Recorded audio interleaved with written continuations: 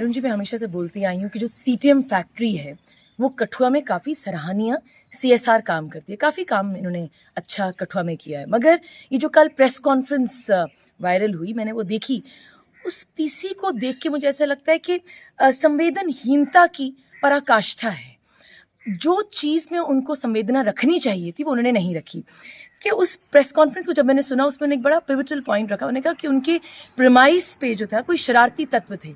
अगर उनके प्रेमिसेस पे शरारती तत्व थे तो अभी तक उन शरारती तत्वों पर उन्होंने एफआईआर क्यों नहीं रजिस्टर कराई? माननीय एसएसपी साहब से, माननीय एसएचओ साहब से बात करके अभी तक तो उन शरारती तत्वों के अगेंस्ट एफआईआर रजिस्टर होनी चाहिए थी, मगर ये उन्होंने नहीं किया।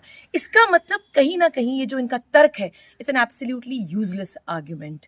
मज़ा तब आता अगर सीटीएम की मैनेजमेंट जो है फैक्ट्रीज एक्ट की बात करती, अगर सीटीएम की मैनेजमेंट अमेंडेड रूल्स की बात करती, अगर सीटीएम की मैनेजमेंट लेबर लॉज की उद्देशिका की बात करती, अगर सीटीएम की मैनेजमेंट वीकली वर्किंग आवर्स की बात करती, जो डेली वर्किंग आवर्स है उसके बारे में बात करती, औरतों के हित में अगर उन्हें कोई स्पेशल काम किया उसके बारे में बात करती, उनकी उन लेबरर्स को लेके, औरतों जो लेबरर्स जो लेडीज़ हैं उनको लेके बात करती, पेमेंट जो वो कुछ काम जो है आई थिंक डबल शिफ्ट्स कराते हैं उसकी पेमेंट के बारे में बात करती। बहुत सारे मुद्दों पर आई थिंक मैनेजमेंट को बात करनी चाहिए थी। मज़ा तब आता अगर वो सीटीएम का जो वर्क इन्वायरमेंट है उसके ऊपर बात करती, इंक्लूसिविटी के बारे में बात करती, डायलॉग कोऑपरेशन के बारे में बात करती।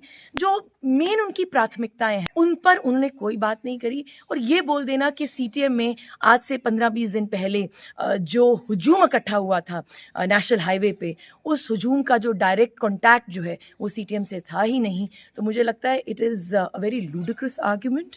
इमीडिएटली जो सीटीएम की मैनेजमेंट थी जो वहाँ पे बात कर रही थी, उनको एक्शन लेना चाहिए था, एफआईआर रजिस्टर होनी चाहिए थी, तब मज़ा आता। मगर सच तो ये है कि वो कहते हैं कि यहाँ दाल के कुछ बीच में कंकर नहीं है। मुझे तो ये पूरी की पूरी जो दाल ही है वो काली लग रही है। महिला सशक्तिकरण की उन्होंने कल बात की थी, क्या कहना है उस पर? देखिए, मैंने आपको पहले भी कहा है कि महिला जब इन्हें इंटरव्यू किया था, मैंने कहा था कि फैक्ट्रीज एक्ट में एक स्पेशल सेक्शन है जो लेडीज़ के वर्क आवर्स जो है उसके बारे में बात करता है कि 7 बजे के बाद वो काम कर सकती हैं या नहीं। और मैंने आपको ये भी बताया था कि जम्मू एंड कश्मीर का रीऑर्गेनाइजेशन जो एक्ट है उसके तहत रूल्स अमेंड हुए हैं, जिसके तहत जो है लेडीज़ अब शाम के 7 बजे के बाद भी काम कर सकती हैं। आप फैक्ट्रीज में उनको काम करवा सकते हैं, मगर there are certain provisions which are attached to it. कुछ उनके कुछ इंपॉर्टेंट चीज़ें हैं जो उसके साथ अटैच्ड हैं। हमें ये देखना होगा कि लेडीज़ का वर्क इन्वायरमेंट सही है, क्या उनका टाइमिंग जो है आपने प्रॉपर रखा है, उनको प्रॉपर पेमेंट दे रहे हैं, उनका वर्क इन्वायरमेंट वहाँ पे सही है या नहीं। So all these points should have been considered. इसीलिए मैं हमेशा कहती हूँ कि जब मैंने प्रेस कॉन्फ्रेंस इनकी सुनी मैनेजमेंट की, तो कहीं ना कहीं जिन प्राथमिकताओं पर उनको बात करनी चाहिए थी उन प्राथमिकताओं के ऊपर उन्होंने बात नहीं करी।